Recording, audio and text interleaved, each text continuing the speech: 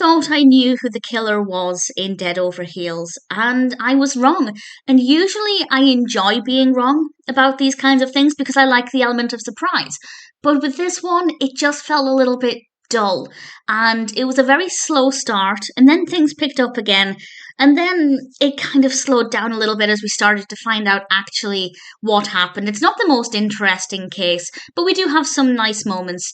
This is the fifth Aurora Teagarden mystery, and this was released in 2017, directed by Terry Ingram, written by Shelley Evans, based on the stories by Charlaine Harris. And of course, this stars the wonderful Candace Bure as Aurora. And as I mentioned in my last discussion, it's best to watch these in order because something happens in the third film that would be spoiled if you watched this one or any other after it first.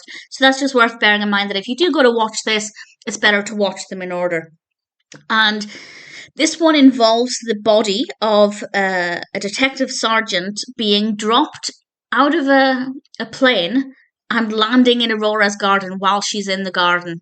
Needless to say, once again, crime has gone looking for Aurora and she can't help herself but try and solve it, but she's also part of the crime because, well, first of all, it's her garden, but also she actually last saw Detective Sergeant Burns the night before, and he said something to her that sounded a little bit strange. So she does have some information to share, but once she's done sharing with the police, she obviously tries to dig into it herself, and I didn't find it an interesting story.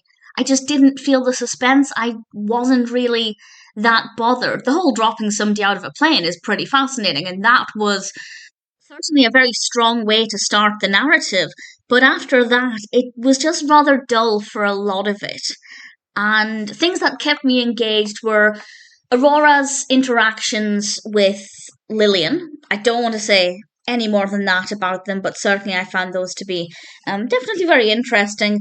And also Martin, his character in this, and how I felt about him. Again, I can't go into too much detail, but for me, those were the things that kept me engaged. But the actual overarching narrative, I didn't think was that interesting. It wasn't that gripping, it wasn't that suspenseful, and ultimately, who did it, it's not who I thought it was, but for me, it also wasn't a big shock. I didn't think, oh wow, I didn't see that coming, isn't that fascinating?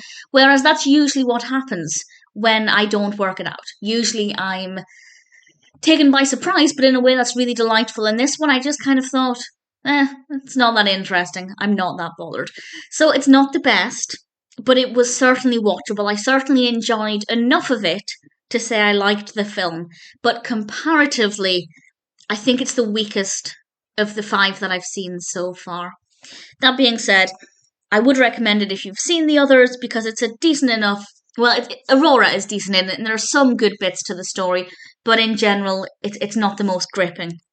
Nevertheless, I didn't mind it. It's not amazing, but it's definitely watchable. There are some good moments, so if you're an Aurora Teagarden fan, then I'd say it's worth checking out.